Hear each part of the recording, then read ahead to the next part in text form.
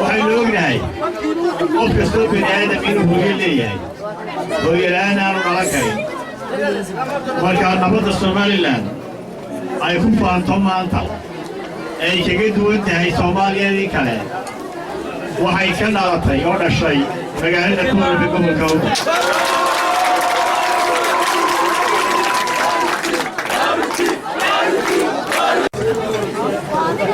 ururka wadani wuxuu ka shaqeynaya sidii dhalinyarada somalilan dumarka iyo dadka laga tirada badan yahay ay talada waddanka uga qaybgeli lahaayeen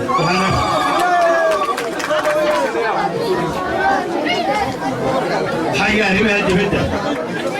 urur siyaasadeedka wadani waxa uu mudnaan siinaya deris wanaagga dowladaha aynu jaarka nahay iyo ka wada shaqaynta arrimaha dhaqaalaha iyo amniga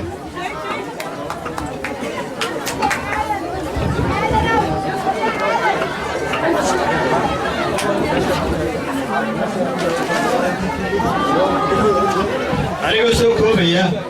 ururka wadani wuxuu tixgelinayaa xorriyadda karaamada iyo qofnimada wadaniga reer Soomaaliya wadaniga dhabta ah madaxbannaanida saxaafadda xorta ah dhammaan xuquuqda wadaniga ee reer Somalilan iyo bulshadaynala nool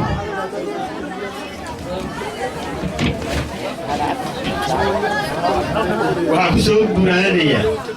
in ururka wadani uu ugu ballan qaadayo shacbiga iyo ummadda reer Somalilan hoggaamintoos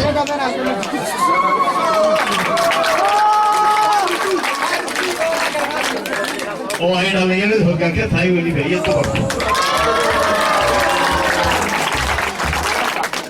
ugu dambayntii waxaanu ummadda u ballan qaadaynaa siyaasad mudakara iyo xuquuq loo sugan yahay ururka wadani waa urur reer Somaliland oo aan hargeysada laga lahayn boorama laga lahayn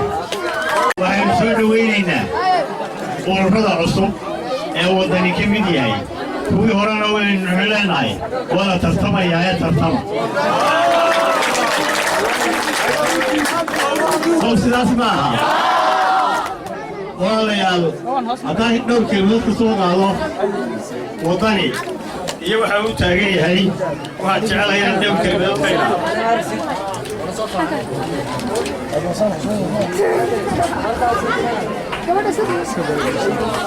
intaana gudagelin waxyaabuhu u taagan yahay ururka wadani waxaan jecelahay halka waxaan ku soo marnay waddo shacbigu samaysanayo waddada isku xidha ee tallaabiga ka dhigan ee booraba ka baxaysa waxaanu ku bogaadinaynaa shacbiga reer Awdal iyo ciddii gacan ku siisayba inay waddadaas contribution shacbigu leeyahay oo ay ka qayb qaadanayso xukuumadda iyo ciddii kale reer Somaliland ee gudaha iyo dibadda jooga waxaanu ugu baaqaynaa weliba inaan waddadii aanay dhammaystirnayn shaqo wanaagsan baa laga hayay marka waxaanu ugu baaqaynaa shacbiga reer Somaliland ee muwaadiniinta reer Somaliland ee gudaha jooga ee dibadda jooga inay waddada ka qayb qaataan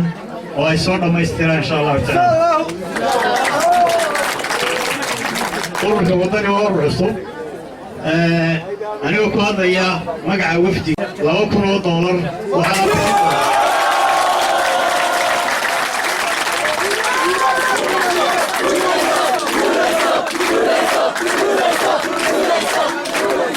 waxaan bixin doonaa aasaasayaasha iyo taageerayaasha xisbiga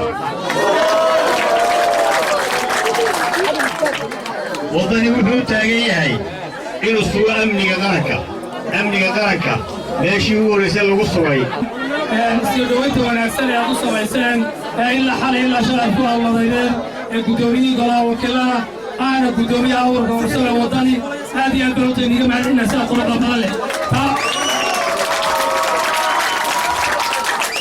waxaad inoogu daraysaa hola nidaamkana inoo ilaaliyo waa guddoomiyihii golaha wakiilada yaanina qaylada iyo buuqa waxaynu u baahannahay inaynu isdhegaysano si aynu khudbadiisa macaan u dhegaysano waa inaad dhirta u raaricisaan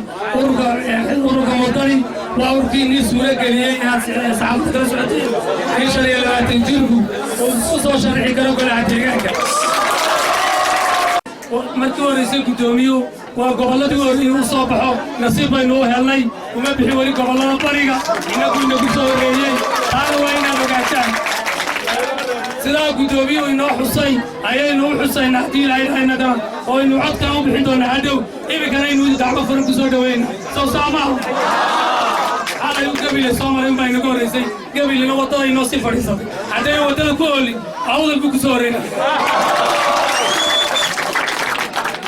marka aad iyo aad baan walaal mahadsantiin cidceedaad taagantiin waa niga mahad celinaynaa kolley imika hadalkana waa niga hadlaynaa aad iyo aad la isku dhegaysto khudbadda guddoomiyaha si fiicana loo dhegaysto wasalaamu calaykum